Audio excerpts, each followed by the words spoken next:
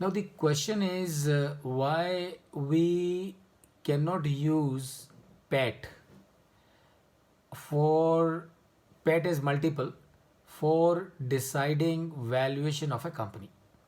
Now I will answer this question in two parts. Number one, it's not that we cannot use PAT as the method for valuation. We can use PAT.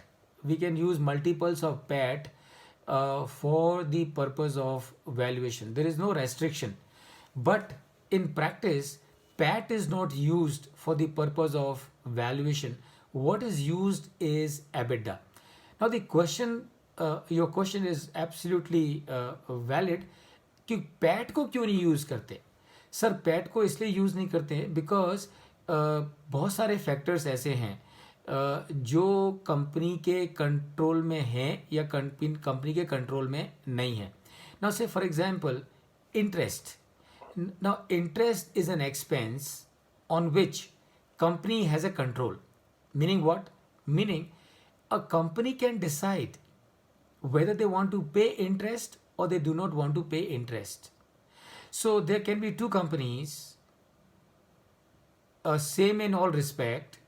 One company can decide to run the operations without debt. Other company will decide with debt.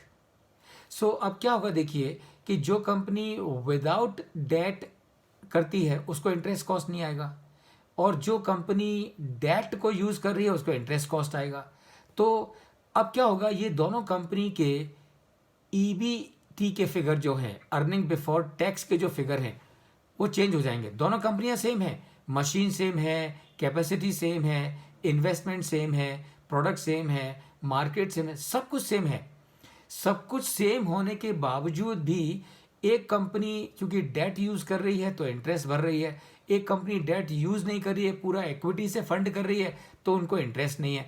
तो अब क्या होगा, ये दोनों कंपनियों के EBT के figure change हो जाएंगे, अर्निंग बिफोर टैक्स के फिगर चेंज हो जाएंगे. जो कंपनी इंटरेस्ट भर रही है उसको उसका ईबीटी का फिगर कम हो जाएगा, जो कंपनी इंटरेस्ट नहीं भर रही है उसका ईबीटी का फिगर ज़्यादा होगा. अब एक और चीज़ हो जाएगी, अब टैक्स का भी फिगर चेंज हो जाएगा. एक कंपनी जो इंटरेस्ट भर रही है वो कम टैक्स भरेगी, एक कंपनी जो इंटरेस्ट नहीं भर रही है वो ज़्यादा टैक्स भरेगी. तो इसकी वजह से जो पैट का जो फिगर आएगा वो कंपेरेबल नहीं होगा और उसकी वजह से वैल्यूएशन में डिस्टॉर्शन आ जाएंगे. And that is why you use the EBITDA. EBITDA is earning before interest tax depreciation.